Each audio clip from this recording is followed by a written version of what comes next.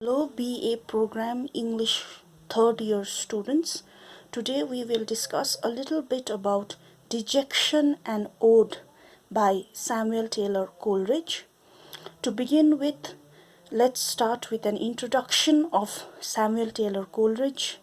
Now, he was born in the year 1772, 2 years after William Wordsworth, and is one of the most prominent romantic writers.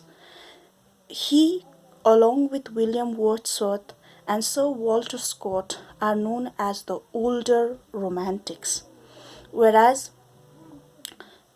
Shelley, Keats, and Byron are known as the younger romantics. Now, who were the romantics? The romantic movement in English literature was greatly influenced by the French Revolution of 1789, when Wordsworth was 19-year-old and Coleridge probably a 17-year-old boy. The French Revolution, or the war of the French people against his monarchy, was a symbol of individualism, a symbol of protecting one's individual right, a revolutionary movement that greatly influenced these romantics. So, Romanticism as a movement in poetry, in literature, in art, has its basis on individualism. To be an individual, subjectiveness, the I. So, this character of individualism is related to imagination, for imagination is something personal to oneself. These two characters of romanticism is very important. These two, along with return to nature. And these three characters play an important role in the poem Dejection and Ode. Now, the ode was first published in 1802 in the Morning Posts, and it is supposed to be a letter by Samuel Taylor Coleridge to a lady known as Sarah Hutchison. However, this lady was not the woman that he was married to. So, this ode is a reflection of his unhappy marriage and his desire to be with a woman who was not his wife. Now, look at the title itself. That was the background of Romanticism, a little bit about Romanticism, and then about Coleridge and poems and the poem itself. Now, let's look at the title, Dejection and Ode. Now, dejection, the word means depression or sadness, to the feeling of sadness, opposite to happiness, the feeling of hopelessness.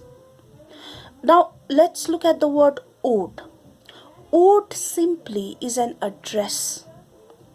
It is a very serious form of poetry that dates back to ancient Greece. You have the Homeric ode and the Pindaric ode. The Homeric ode is more meditative. It is about contemplation, whereas the Pindaric ode, Homeric ode, comes from the writer Homer, and Pindaric ode comes from the name of the writer Pindar. Pindaric ode is more about movement. It is a form of ode that is normally used in epic poetry. Nevertheless, ode is a very serious form of poetry. When you address someone, for instance, Ode on a Grecian Urn, Ode to a Nightingale, you are addressing someone, a long poem that is addressed to someone. So this ode is addressed to or dedicated to sadness, to hopelessness. I already discussed the background of the poem. It is a letter to a woman, to a lady named Sarah Hutchison, who was supposedly not Coleridge's wife.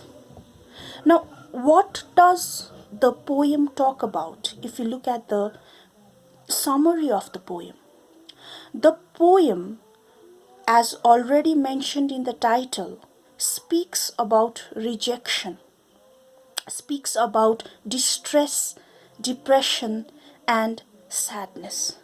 Now, what is this sadness all about? What is this rejection? It is not the rejection of the lady.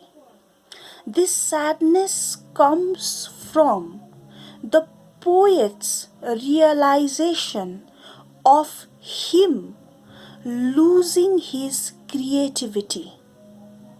Not only creativity, losing his interest in nature.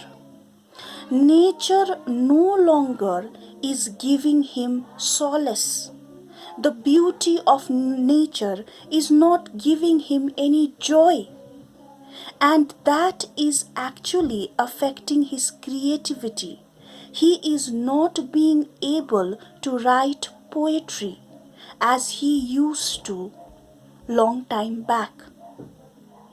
So his main this in the entire poem, Coleridge pours his sadness for not being creative.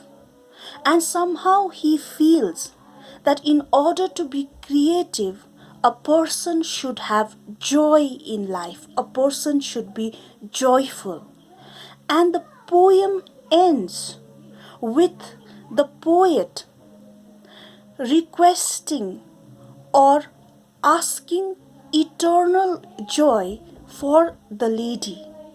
He believes, he desires the lady, he desires Sarah Hutchison to have all the love, all the joy which can lead to a creative, healthy mind. That joy which is lacking in his own life at this point of time. So now that was the summary of the poem. Let's look at the poem paragraph by paragraph. Now, the poem starts with the ballet of Sir Patrick Spens. There is a small paragraph of the ballet of Sir Patrick Spens. Now, this is a Scottish ballet. Ballet means a short story. This short story is written for a knight known as Sir Patrick Spens. Now, what does the ballet say? So, the ballet talks about how the moon is unusual, and this unusual moon is a sign of a storm coming. Now, after this introduction, you have the poem. The poem starts. Now, how does the poet start? The poet says that if this ballet by Sir Patrick Spens is true, if the writer of the ballet was a good analyst of weather, was a good weather analyst, then definitely there will be a storm today. Why? Because just as in the ballet of Sir Patrick Spens, where the moon is very unusual, and according to that ballet, if the moon is unusual the way it is, then a storm will come. In the same way, even in when the poet is looking at the moon, it is unusual. So according to the poet, if the writer of the ballet of Sir Patrick Spens was a good weather analyst, then a storm is bound to occur. So first and the foremost only, you see a very, very sad or a very disturbed portrayal of nature. There is storm, and this external storm can be related to the sadness, the hopelessness that the poet is feeling at this moment of time. We know already that this hopelessness arises from his realization that he is lacking creativity and also his interest in the beauty of nature. Then he goes on to part 2. Let's go on to the part 2 of the poem. Now in the part 2 he introduces us to the lady, and he feels that there is this eternal pain in him, and this is because of his broken heart. As already mentioned, he also talks about him being not interested in the beauty of nature. There is so much of sadness inside him. And I quote, what does it say? I see not feel how beautiful they are. This is a description, unquote, this is a description of the natural beauty, and somehow, I quote again, he says, I see not feel how beautiful they are. So when he realizes in part 3 that outward beauty, the natural beauty of the outside world cannot actually be related to